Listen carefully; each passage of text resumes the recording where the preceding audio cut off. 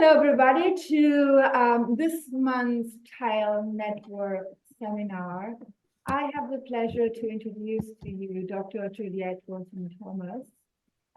She is a senior lecturer in early years and childhood studies at Manchester Metropolitan University, where she leads the School Foundation program. Juliette is a sociological researcher with expertise in inequalities, work, and early years. Her teaching and learning practice is framed by critical pedagogy, and she develops project-based and playful pedagogic opportunities for students to engage with. Her talk title today is Project-Based Learning in Higher Education, Creative Critical Assessments and Playful Pedagogy. Welcome, Juliette. We are all looking forward to hearing from you, and I'm going to see your slides bigger, and I'm going to hand over to you. Fabulous. Thanks so much, Carolina. So thank you for coming today, and I'm really happy to be part of this teaching and learning discussion. I really love the aims of the TILE network in trying to get interdisciplinary talk in higher education about teaching and learning practices. It's something that I seek out at the university that I'm at Manchester Metropolitan University, in trying to work with people in different departments and learn from what we can do and just invigorate teaching and learning. So today, as Carolina said, I'm going to be looking at my practice mainly in relation to a foundation course that I lead, which is a one-year course before starting on the BA Honours degree pathways that the students choose. And I'm going to take you through a bit of the ethos for that course, which is based on critical pedagogy, and then looking at the way that I've designed that course using project-based learning and playful pedagogy, and then also going on to the assessments as well. So thinking about the creative critical assessments. So taking you through that journey, but also with some data from research that I've done with students as well to give a different bit of insight into that process. And yeah, I'd love to hear people's thoughts on it and to share some practice with people. So yeah, if we can go on to slide 2, that'd be great. So yeah, as Carolina said, I'm Juliette Wilson-Thomas. I'm at Manchester Metropolitan University. You can grab me via that email and also on Twitter. If you're able to, depending on what device you're on, if you're able to use that QR code to go onto the Padlet, we can probably share a link in the chat as well. I just want to come back to it later, a bit of interaction there. If you're able to access the Padlet, which you should be able to with the link or with the QR code, you can just add an image to it about what play means to you and just a couple of sentences about what play means to you, because I think when we talk about the playful pedagogies, it's interesting to tap into what that means for people emotionally and how you feel about that, because that kind of helps our rationale for how we do it and why we do it in higher education. So yeah, if you're able to access that Padlet and stick a photo on there about that reminds you of play and what play means to you, I'll be flipping back to that later, and it's nice to just hear from you in different ways. Yeah, so I'm thinking about the ethos of the course. We frame it around critical pedagogy. That's the basis for where I started in the design of the course when I was asked to lead the foundation course. When I go to the next slide, I'll talk about that in a bit more detail, but the foundation students we have at an ex-poly university in the Northwest are students who've had maybe difficult and non-traditional trajectories through education, and therefore critical pedagogy, when I was asked to design and deliver the course, seem to meet the needs of those students. So that's the kind of framing ethos of the whole course that I do. And then we embed playful pedagogy for reasons hopefully you will all come up with in the Padlet.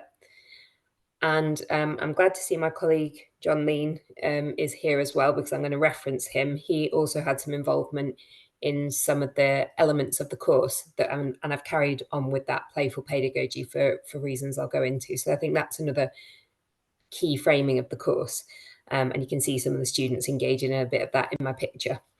And then another key thing that I do is project-based pedagogy. I'm a big advocate for project-based pedagogy, and I will talk through the ways in which I use that and why I use that and how. And then the final sort of piece of the puzzle, this kind of four-part design of the course, is this creative critical assessment, which, doesn't always work. Sometimes works well. I want to tell you about how I use it, why I use it. And again, I'd love to hear what other people's thoughts are on bigger courses, different courses, how it might work, because I'm passionate about what it means to students, what it can do for students. And then in some of the data from students as well, you kind of see that coming out in the student perspective. So that's the different pieces of the puzzle that I've kind of put together in designing my course. So yeah, if we can go to the next slide, I'll talk a bit more about that.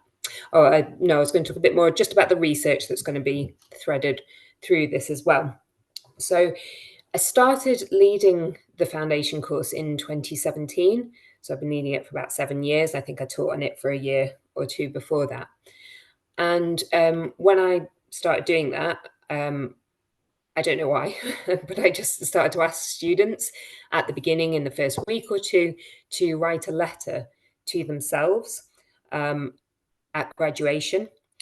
And we give them a little bit of, prompts about what they might put in that letter. We ask them to think about where they've been, why they've come to university, what they hope to achieve, what they would say to themselves at graduation. But basically, they just have a piece of paper and an envelope, and we play some music, and we tell them to write what they like. And then they put those in an envelope, and they put the date of their graduation on it and their name, and they hand them to me. And I hold on to them for 4 years. So it's a if you're using letter writing in research, it's an epistolary methodology. So it's a bit of an epistolary methodology. I've got these letters that they write. And it's interesting because I can get the 2 time points from the students then. So I've got that point in time when they've just joined the university, they're 1-2 weeks in, and they've kind of just put their thoughts on paper. And I tell them nobody has to read this, and it can just be for yourself. And then at the end of the 4 years, because they're a foundation student, they're here for 4 years, I ask them if they'd like to be involved in my research, and if they would, then we'll have a semi-structured interview lasting about an hour. Some have been longer, some have been shorter, where they open that letter, they read it, and then they talk me through where they were at that point in time, how their experience at higher education has been, what have been the highs and lows, difficulties and good things of the 4 years at university, what they've remembered about different assessments and different teaching approaches. And it's generally these kind of things are in the letter, and then we kind of get to touch on them. So it's longitudinal in that way. And I'm a sociological researcher using feminist methods usually. So this kind of conversational research with the letters to themselves and letting the students lead the conversation aligns to those kind of principles of feminist methodology. And also, most of our students are actually young women. They're predominantly women from working class backgrounds and from ethnic minority groups. So that's kind of our cohorts at university. They are often also first generation students, and ones that can be defined as widening participation in different ways. So those are the students that are involved in the bits of data that I'm going to bring out as a talk. And it's this data that I've got at the moment is based on 18 students from 2 different year groups. So 1 year group, they would have written the letters in 2017, and then they graduated in 2021. And the other year group started in 2019 and finished in 2023. And obviously bits of COVID got in the way of that and things like that. But this is where the data comes from that I'm weaving through, and I'm writing some papers and doing some other stuff with the data if anybody's interested in that in more detail. Okay, so going on to the course design, this critical pedagogy, I'm embedded in an education faculty. So my colleagues and everyone there is quite familiar with maybe critical pedagogy, but just for people who are from other faculties, it's based on the work of Paulo Freire. I never say his name correctly, so I'm sorry if or Freire sometimes people say, who was a Brazilian educational researcher who wrote the famous book, Pedagogy of the Oppressed. And his whole, point was about that educational programs should meet the needs of the learners. So you shouldn't be imposing education on them that does nothing for their lives, that does nothing to change conditions of existence, to help them do something meaningful in their own lives, and to move in a direction that they want to move in. So it's very much about being student-centered and finding out, trying to provide ways for them to pursue the kind of education they want. So that would be at a basic level that from Freire. And then Bell Hooks is also a critical pedagogist, and she was writing in the 90s, and she built on the work of Paulo Freire and looked at it from more kind of Black feminist positionality, and also has that same thing about you should be doing something for the students. You should be making ways for them to let you know what they want to do with this knowledge, what they want to build, their understanding of what they want to do. How can you incorporate that into your teaching? How can you connect with the students? How can you make the spaces meaningful for them? One of the quotes that I love from Bell Hooks, she says that the classroom remains the most radical space of possibility in the academy. So she's really valuing that space that often can get devalued in universities, which is the teaching and learning space. This is a space where we're far more accessible to people. This is a space where more people get in and out of the academy in the classroom space. So I really believe in these principles. They're particularly pertinent for my cohort of students who come from those different backgrounds. And so I try to frame things in that way, thinking about how can I connect with the students, the valuable knowledge they have, the valuable experiences they have. How can I make spaces for them to let me know what they want from the course, from university, and how can I build that into my teaching? Okay, if we can go to the next slide, please. And one of the things that came out from a lot of the students towards the end of the 4 years that they were with us were some kind of sentiments about this, about that they got into university to change their experience, to change the world around them, to change things for people that they saw having a hard time. I had quite a few of them comment on the fact that they were in an education faculty. They wanted to do something with children and young people because they wanted to make things better. They wanted to make the experiences of education better for other people than it had been for them. So that really aligned with the critical pedagogy. And you can see this quote from one of my students near to graduation. She said, "That's why I wanted to get into education, to do the opposite," meaning the opposite of what schools unfortunately are doing. "I want to educate kids to say you can do anything. You don't need to be rich. Because I struggled in school. I didn't enjoy education. I don't agree with the whole education system and the exams and the way that it's set up and that." And so you can see that they are coming in with ideas about what they wanted to do. And if I just taught a course where I didn't give space to hear that and to act on that, you would just be promoting something that maybe would just continue what is, or didn't take into account their experiences. So I think it is important to make those spaces early on to try to get to that. It's not always very straightforward, but that is what we try to do in aligning to critical pedagogy. And students said that that was meaningful to them, that was good. Okay, if we go to the next slide. And then the other thing that we built into the course, and I think it probably in the way that it's termed playful pedagogy and giving it a more academic context. It came from John Lean, who leads one of our innovative teaching and learning programs at Manchester Metropolitan University. It also aligns with the kind of background that me and some of my colleagues come from, in that we have worked in youth work before, we have worked in school settings, and we don't mind being a bit silly. We don't mind doing things that are maybe not traditionally done in universities and maybe scare a more traditional academic. We don't actually mind that so much. So I think when John brought in the playful pedagogies, we were able to run with that because we were already sold. Not everybody's totally sold on this.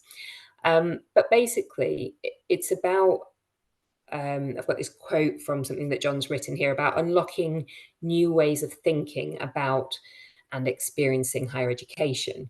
So it linked in with me with that critical pedagogy in terms of like just trying to make a space where people felt more comfortable. If we're able to switch over to the Padlet, I don't know if people have managed to put things on there. I can only see my stuff on there, so maybe it didn't. Oh, it did. No, it does. I've scrolled down. There are a few other things. There are some games. So I'd put that play makes me feel relaxed. I also put, because I thought about it a second thought, I thought actually it also makes me competitive. So I thought I'd be a bit more honest in that way. And then I've got somebody's written play, adventure, fun, and also collaborative and fun. So, engaging with others, working with others. Got outside of work, it's playtime, it's fun, it's exploratory, it's challenging, and it facilitates learning new things, even when you fall flat on your face, it says here, from doing yoga, when you fail. So those are all the kinds of sentiments that we do get around play, that you have. It's safer to fail in play, it's collaborative, it can be relaxing, it can be fun, it can be a way to learn new things. And so embedding that in the course gives an atmosphere to the course that is hopefully destabilizes power hierarchies a little bit. And I continue to employ it because I wanted to develop this inclusive atmosphere for participation. One of the ways that we do it is to have games, to make games. So the one that I've got some images of here is a study skills course that I teach. And we have a one day where they come in and we just say, right, today we're the quiz masters. This is the quiz, get into teams, give yourself team names. They were very unimaginative with these team names. As you can see on my one here, the first team went with team A and then it just ran with everyone else going team B, team C. Sometimes we get some weird and wonderful names. And we have a whole load of games around. The one in the picture is matching up different things for a citation, for references, where you've got to get them in the right order, and you get different points for first person to get one correct, first person to get a multiple author one correct, to get one with an editor to correct, all that pernickety stuff about citations. We gamify it and we do a quiz and we have a leaderboard, and we go and raid whatever they've got in marketing department for the prizes and give them out some cups and pens and things like that. But it really brings a different kind of energy to those sessions, and we do it in all of the academic skills sessions in particular. And it's a way to motivate engagement with that, but also it does that thing of I think it opens up students to seeing us in a different way, because you're experiencing the room in a different way. You're in this kind of competitive atmosphere. You might be playing games with people. You're a bit silly, and it kind of breaks down those barriers to them actually wanting to talk to us or feeling able to talk to us, which is obviously a big barrier to actually getting to hear what they know and what they would like to know with the critical pedagogy. So for us, playful pedagogy has been a really important part of creating an atmosphere for engagement. And if we flip to the next slide, I think I might have a quote from one of the students on here. Yeah, so a lot of the students at the end of the 4 years talked about the atmosphere. One of them here talking about their personal tutor. They were highlighting that they were creative. So they say he was always a really supportive tutor.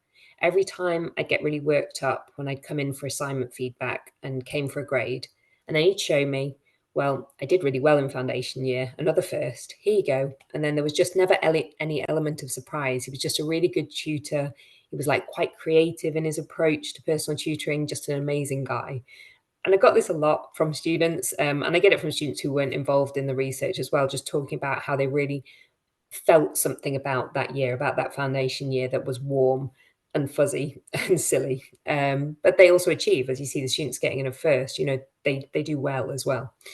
And then this one, I've said this was about kind of being friendly and comfortable. So the student here said it was really good to have a space to like touch base and get any queries and questions out, but also to be able to talk to other people about how they were finding it and to know what their experiences were and how they were finding assignments. It was just, everyone was in the same position.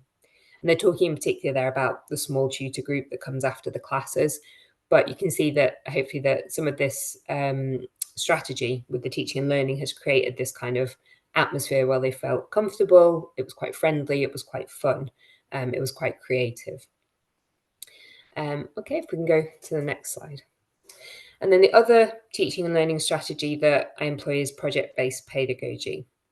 So the key things about project-based pedagogy are that it's focused on problems and questions that drive student engagement with the subject or discipline. Projects involve student investigation and are student-driven to a greater or lesser degree, and that projects are realistic and have a real outcome. So rather than, for example, on a course where you've got people who want to be teachers constructing your course week by week about, supporting students to feel comfortable in a classroom, and then the next week you might talk about designing ways to engage someone in an idea, and the next week you might talk about designing approaches to communicating information. We use projects or problems to support the students in experiencing those things and learning those things in a different way. And an example of that would be the one that I've got pictured here, which is that we ask students to create a public campaign. We give them only 2 weeks, I think 3 weeks maybe, we're being generous to do this. We tell them that the public space is already booked. We've already got, table, chairs, public space booked. It's in one of our buildings. And we allocate them groups. We didn't used to allocate groups, but actually we found that students quite liked that they had the chance in one of these short projects to work with different people, and what that did for them, they're able to reflect on. And we just say to them, you can do anything you're passionate about or interested in. You've got to create a public campaign about it. And the beauty of that is that it's leaving the space open to them to talk about something they're interested in. So you can get surprising things, you can get interesting things. You're not directing them and telling them what to do. And actually, you don't really need to, from my experience, tell them what to do it on, because what we're trying to support them in experiencing and learning through this project is team working skills, public speaking skills, communicating a message, engaging people in a message. So those are all key teaching skills that you could do a lecture and a seminar on, but actually through just saying to them, deliver a public campaign, and we give them support with how you put that project together, they will learn those things and they will reflect on those things in their assessments in a more possibly in a more in-depth way than other means of doing this, because they've got that real thing to hold on to, that real thing to reflect on.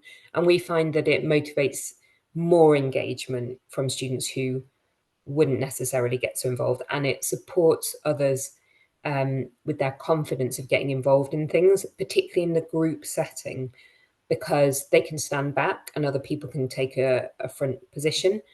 But actually, over time, they come forward because they see that it's not so scary. And I do get the criticism that some people say it's too much for students. It can be too overwhelming, or it's too scary. But I have not found in the years of doing this that it has had any more dropout or drop off than setting an essay or having an essay deadline. We will have a few students each year. I think there were, out of 65 this year, I think there were 4, maybe 5 who didn't do the campaign, but they aren't engaging with other stuff either. So it's not been my experience. And what I'll talk about when I go on to the assessment a bit more is that one of the key things around this, and I think for supporting their engagement in this, is that we don't assess them on the project. We assess them on the meaning they take from the project, their reflection, their conceptualizing and understanding of the project experience. So I think the project-based pedagogy has a big place to play in higher education. I think it hits a lot of the things that we want to do in terms of student belonging, student voice, connecting with wider society. I think one of the things about making student work quite early on visible to other students in a way that's not shaming or singling out people because you're part of a group also motivates an understanding that maybe other people are approaching things in a different way to you, or maybe other students are putting more effort sometimes into their work. And this year in particular, we found that quite useful in students being able to see what other people are doing. Because they can fail, in inverted commas, at the project, but still pass the assessment, it's not felt like an uncomfortable process. It's just been more of, oh, wow, look what other people are doing. And sort of, you can see the students puzzling through that and maybe thinking they might approach things in different ways next time. And what we do in our project-based unit is that we build these projects up. So they start with the campaigns fair, and then they do a micro-teaching exercise where they have to design a STEM subject teaching session with an element of creativity for primary age children, but we do that within the classroom. And then at the moment, they're just on to their final projects, and their final projects are ones that I've curated with outside partners. So we've got a local theatre that have asked them to take over their morning singing and story session, and for the students to deliver some of those. We've got a local heritage site that would like resources to engage primary school children with that heritage site. And so I've got a range of these different projects that really have a real outcome in the community for them to get involved in at the moment. But that's after building them up from this small project with the campaigns fair, micro teach, and then they do these final projects. So just giving different levels of engagement for project-based work has been really effective, as well as not assessing them on the projects. I think that really is quite key. If we go to the next slide, please. Thank you.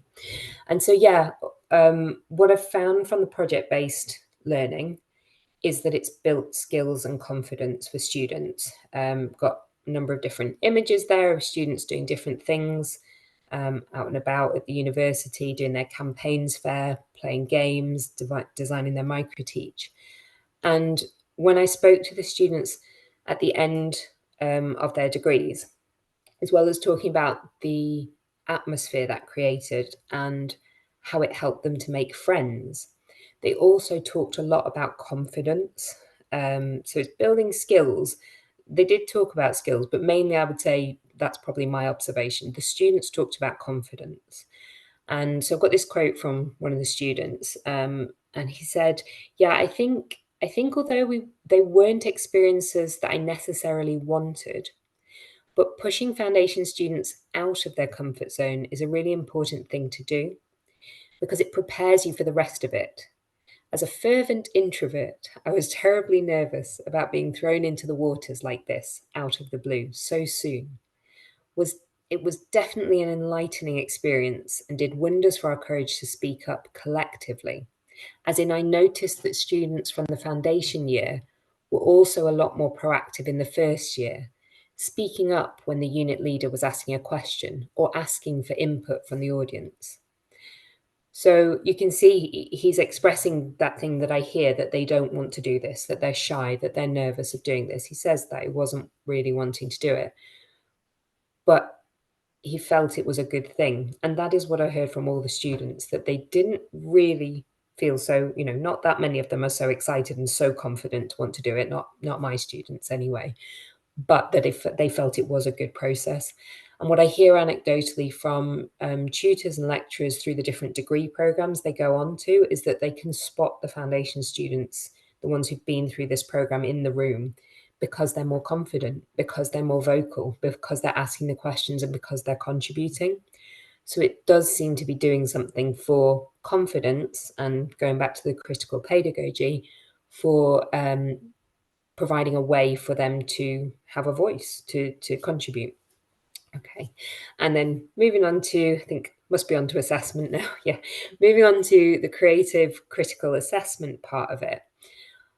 What I do on, I try as much as possible within institutional constraints and different things that we all have to manage, to have creative critical assessments in there. The unit that I've been able to do this most on is the particularly project-based unit that I have. And what we do is we have one assessment that is, they're allowed to create, we call it a creative piece, which is just open. So we say you can create a creative piece that reflects on your experiences of a project and expresses something meaningful about that project. So we give them this open form, and the idea is that they could create a sculpture, they could do a painting, they could do a poster. A lot of them tend to do a video, sometimes an animated video, sometimes a more kind of traditional presentation video. But it's about providing them with that space to do it. We have had students who have, I had one student who created a TARDIS. They did a project where they had done teaching history through Doctor Who, through drama and role play. And so she created an actual TARDIS model that you opened different doors on, and it expressed what was meaningful about the project to her. In the learning that we're hoping they get from this unit, it's about skills, it's about understanding different forms of pedagogy, and it's about teaching and learning processes and experiences. So that's what we want them to reflect on. So having done their projects, we say you can reflect on that in whatever way you want. This year, I think I had a student who did a poem about it as well. And because we're not assessing them on the project, that's kind of good for the project work to start with, because we can reassure them and say, we're not assessing you on this project. But then, even if you feel you've failed on the project, what was meaningful to you? What did you come away with puzzling about? What did you come away with thinking, this didn't work, and why didn't it work? And that's what they do through the creative critical assessment. So often they do kind of like animation videos, or videos, but we do leave it open. And some of the things about creative critical assessment is that it connects for me back to those kind of social justice principles of the critical pedagogy. And I've got this quote here from Kent. Was it this one? Oh no, that's just a definition. So that was just saying that creative critical assessment is non-essay forms of coursework, basically, specifically those with a creative or arts-based format represented by an artistic output object. And the creative part of it really is about trying to get your mind into thinking about things in different ways. So allowing that is both allowing choice from the students, but also those different ways of thinking. And yeah, the three things from my assessments is that they're assessed on the meaning they make from the experience. Student voice and choice is encouraged through the power over the format. And then these creative ways of expressing knowledge, understanding, or learning are skills that are important to take forward into society, and the kinds of things that we'd be wanting them to do. And I think that it can be hard within institutional constraints sometimes to do this type of assessment. But if we go on to the next slide, please, you can see that the students talked about these experiences as memorable and enjoyable. I've got a quote here from a student who said, I think that in the foundation year, that was the time that I enjoyed assessments the most, because they were different. Also, just it not being, just the fact it wasn't an essay, and having to like being assessed on my creative abilities and being assessed on something I actually experienced and that I've put work into and experienced, rather than just, okay, find some references, do your reading, here's the talk content, write your essay. And so, I mean, I do set essays, so you can feel that criticism, and I do think there is value in an essay, but they don't find it meaningful. They don't find it memorable, the students that I've spoken to. And we're in this era of AI now where we're in danger of having very little way to fairly assess who has used artificial intelligence to write the essay and who hasn't. And so in using different assessment formats, you are hopefully guarding against that kind of thing, but also in the motivation and creativity that it takes, you're engaging the student in a different way, and you're engaging them in a way that they find meaningful and memorable. So some of our students, I'm not going to play this one, but I can give links to them if anyone's interested. Some of our students put the creative pieces that they did on YouTube, so you can go and access the videos. They're a public facing thing, and then they can share those with people, and they can show them to someone about what they've been doing, what they've been thinking about, what they've been learning, and it becomes a usable artifact as opposed to an essay, which I have never had anyone ever, I don't think, has to read one of my essays. I don't know if I'm alone in that, but I've written a lot of essays in my time. Hopefully more people read the papers maybe, but essays I wrote as part of courses, I don't think anybody's ever read those. So whilst I do value some of the process in writing an essay, I think as we move to the future, being more innovative, thinking about what we want to do for our students and with our students moving forward, I think these kind of assessments are ones that provide new opportunities, provide opportunities for meaning, and are things that, going back to that atmosphere and playful pedagogy, they enjoyed. The students said they enjoyed it. They enjoyed this assessment, and I don't think we can often say that really. Okay, I think that was possibly my final slide, but let's see if I'm surprised. No, yeah, just references at the end. So yeah, I'd love to hear people's feedback, comments, questions, hear about things that you're doing. And thanks for taking the time to listen. Thank you so much for that. Super interesting. Quite a different way to think about an way. So it's quite refreshing. Thank you so much. Any questions from the audience? You can put them in the chat and you can read it out, but you could also raise your hand and ask on camera. Absolutely up to you. I actually have a question. Perhaps I can give other people a bit time to think. Yeah.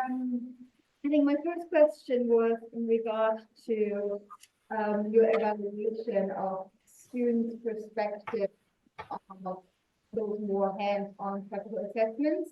And one thing that seems to be a recurring theme is confidence, right? And it's interesting because I also teach a placement module to my students in their final year. And that's the one thing that keeps coming up, like confidence, probably up in the EVSs and so on. I was wondering, what are the main challenges that you have maybe observed or experienced that students have when engaging with these kind of assessments and So with the assessments or the project itself, you think? project, yeah. The project. So apart from the few students who just then don't engage, which we always have each year, but I'm pretty certain it's not just for that unit. They don't engage with other things or they have patchy engagement. It actually goes pretty well. So we put them in groups of 5, and usually I think we do orchestrate that a bit. We don't do it randomly. So if we notice that there are a couple of people who maybe don't attend or contribute, and there's some who do so more, we try to balance the teams so that we do have a balance of confidence levels just from our quick self-assessment in the first couple of weeks so that we have that balance. And then that seems to work pretty well. What you often have is one person that's very confident in each group and they kind of take a leadership role, but that can be good and that's fine. It's kind of what the other students seem to want at that point. And so particularly with doing the campaign fair, they can literally stand behind that person. They can hide behind the board a little bit, and maybe the more confident 1 or 2 people stand at the front and chat to people as they go by. And what happens is often then those who are hanging back will then talk a little bit more, or someone will come over to talk to them. So I think making the point that they're not assessed on it, that really helps. We really hammer that home and say, look, you can do really badly at this. It's about what you learn from it. And then also that safety in numbers and having that group dynamic where usually there's one person more confident and it seems to that they learn from them. Yeah. Thank you. We have 2 in the chat. The first one is from Zeba. Zeba, I don't know, do you want to come on camera and ask the question yourself? Or do you want to read it out? Sure.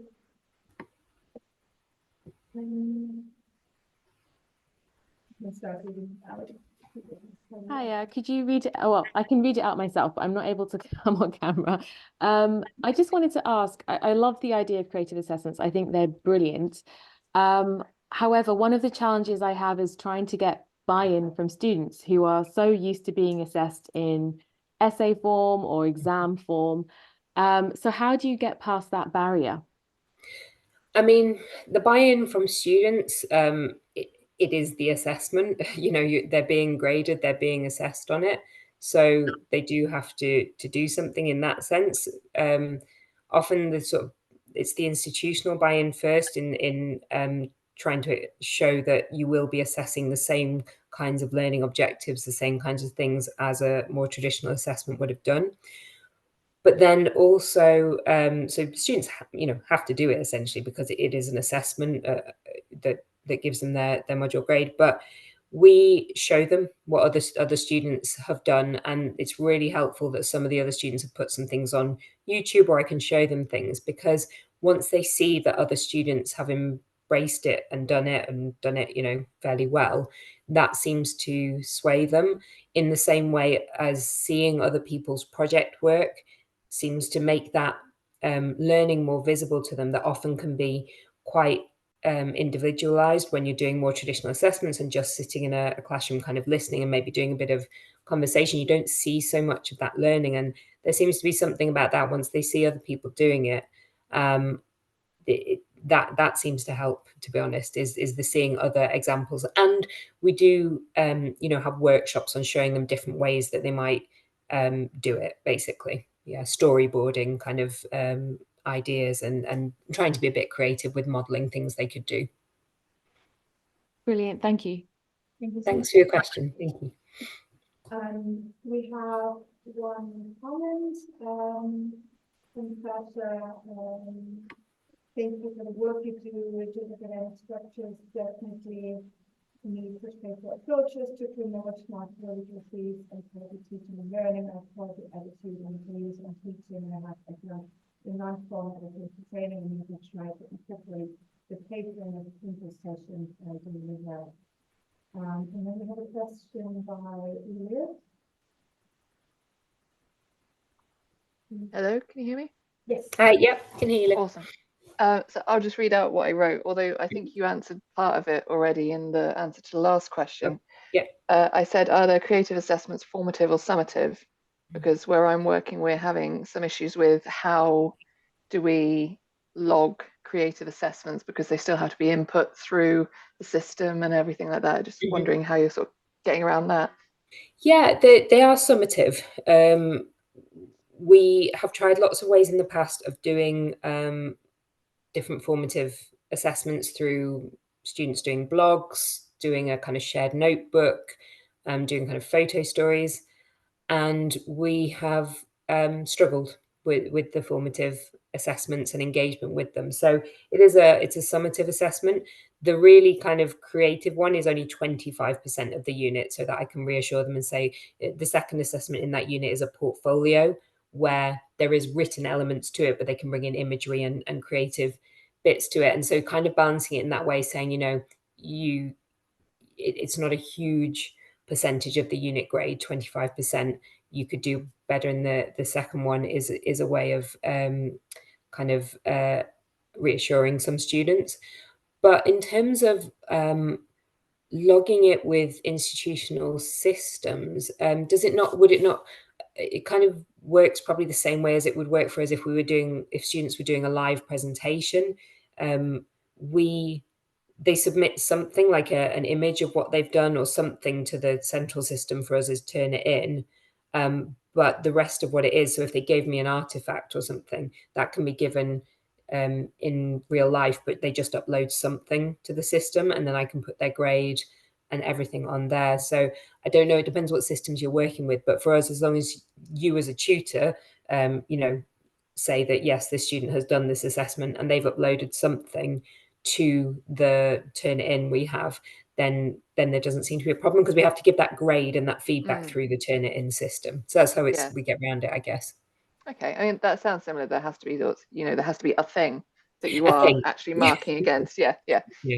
Cool, thank you. Thanks. Thank you. Another question. I think Alexia. Alexia has a question if she wants to come and ask it.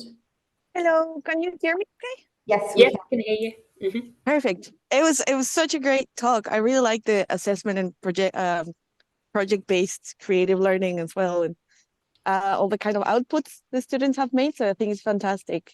Oh, I thank think you. the one thing I'm not sure if I misunderstood, but the part where they do a project, Mhm. but you're telling them it's not assessed, and then they do have kind of like this creative reflection on the project they did. I'm wondering, it's a little bit different from Saba's question on the point of how do you get them to do the project if it's not assessed? Yeah, I think that's kind of my only curiosity of how yeah. do you manage that part of get them to like, yeah, it is not assessed, but yet you still Mhm. need to do it so you can do the reflective piece, I guess. Yeah. So So, yeah, sorry, did you that's my finish? question. Yeah, thank you. Yeah, yeah. So you're very right in spotting that. I could have talked about that. It's a kind of we don't lie to them, but we tell them these are the assessments, and to do the assessments, you need to do the projects. The assessments are based on the projects. Institutionally speaking, if they did not do the project and they did an assessment, they could still pass. And sometimes for students who have been unable for illness or for some reason not to do the project, we will then give them something they could do by themselves, which would satisfy the need for a project, and then they reflect on that. So for a while, we had a sort of blog where we would upload educational resources. And so we'd say to them, after the project had happened. So we don't actually tell them this until the projects have happened. So if then students haven't engaged in the project, we say, okay, we understand XYZ was going on for you. As a catch up, you can design a resource for our resources website, or you can do an individual project and present it to us in a video and then reflect on that. So it's a bit of kind of sleight of hand in that to the regulation speaking, they could not do the project, do the assessment, and still pass. But our experience is that generally, if you tell the students you have to do these projects, the assessment is based on them, the large majority of them do that. And then for those who don't, often they're ones that struggle with other assessments as well and have various reasons for not engaging. We offer a kind of catch up that still satisfies the requirements. So it's a bit of, moving around things and expressing things in different ways, but that's how we get around it, basically. Yeah. Thank you. So it's like a right to assessment in a way, right? Yeah. Okay. Thank you so much. There was also, Alexia, there was also a comment by Hannah that kind of goes into that as well. And Juliet, if you want to take a look. Okay, so one from Hannah, the project folder for reflection. So the first one, so they have 3 projects on this unit, and the first one is assessed using this 25% creative piece. Yes, as you said, similar to your unit. And then the second assessment, 75%, is based on the second 2 projects, and it's a portfolio where they reflect on team working skills, professional skills developed, but also connect to literature and evidence around what was meaningful to them about the projects. But also they can add in imagery and artifacts from the projects into that portfolio. Yeah, so it sounds a little bit similar to something that you're running, Hannah. Yeah. There's a question by Tara. If you want to, do you see the pedagogy as adaptable to a professional BA social work? Yeah, I don't know, because we have PGCE and teacher training in our faculty. We've merged with social work. I don't know, because it would depend on your professional body and what you need to do around that.